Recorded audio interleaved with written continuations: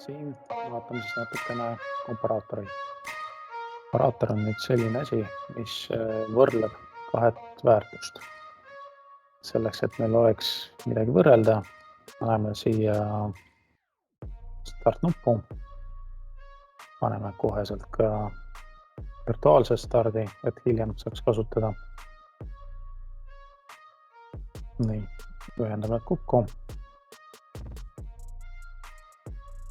Ja paneme näiteks mingisuguse taimeri. Antud hetkel võtame TOF taimeri. Database tehakse. Siia paneme meelega mingi suure numbri.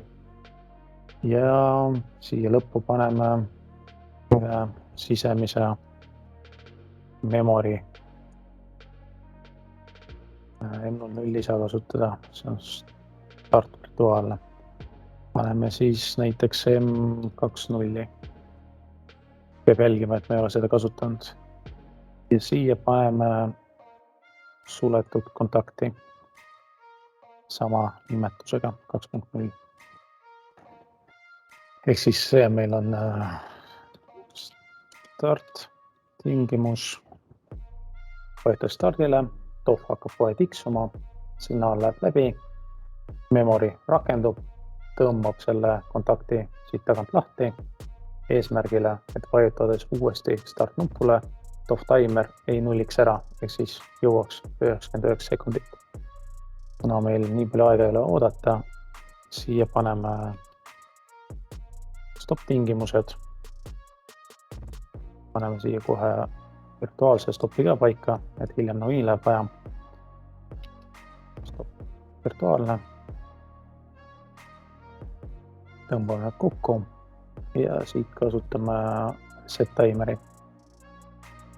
Siit valime kindlasti selle taimeri, mis meil siin valikus on, ehk siis 0 dB.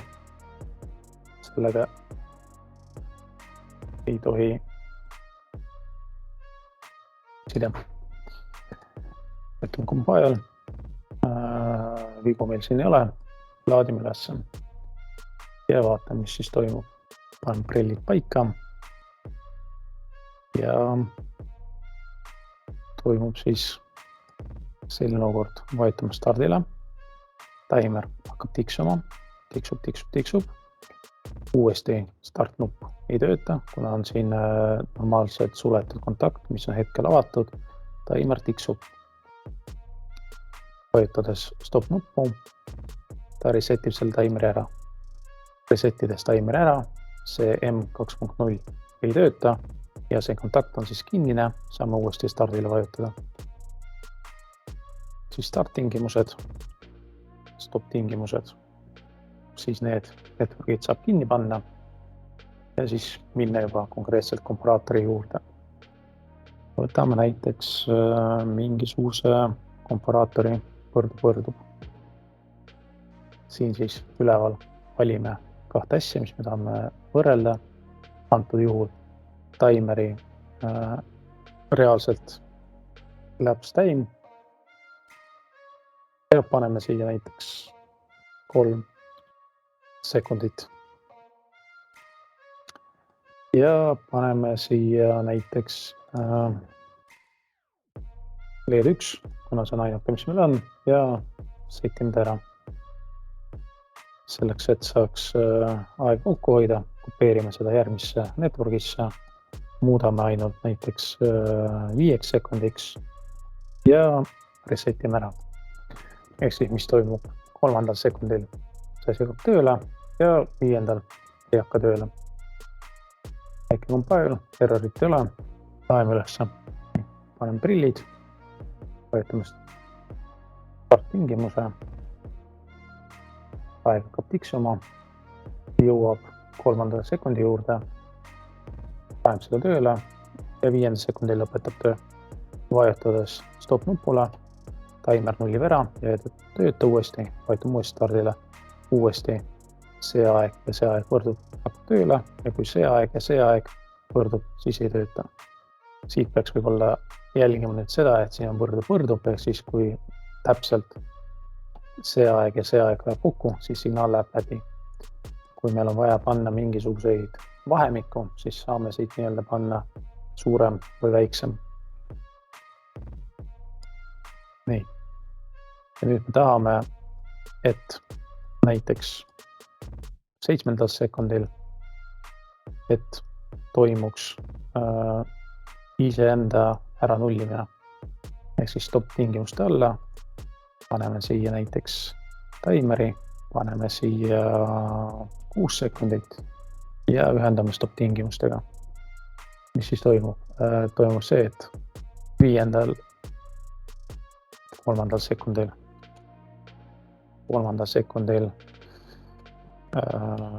lööd 1 ja see on 5. sekundi tingimus. Lööd 1 ehk siis 3. töötab, 5. ei tööta ja 6. nii-öelda nullib ise ennast ära. Paneme prillid peale. Vajutame start tingimuse, taimer hakkab tiksuma, jõuab 3.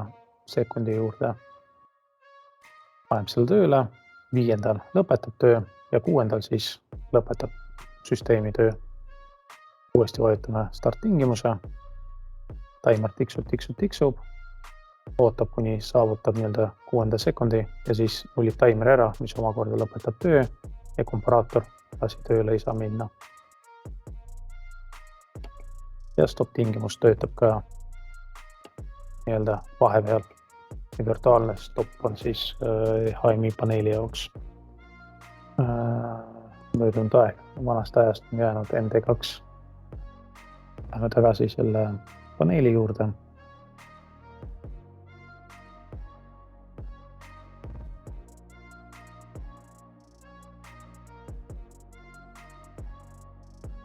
Nii, siit siis võtame stardile, taimer hakkab tiksuma, mõne pärast LED töötab, siis ei tööta ja taimer lõpetab töö ja saame uuesti stardile vajutada. Vahepeal saab stopile vajutada. Sama asi töötab siis nii-öelda reaalselt. Vajutame stardile, taimer hakkab tiksuma, mõne pärast LED töötab, siis ei tööta. Vajutame uuesti stardile, vajutame stopile. Vajutame stardile ja nii ta on.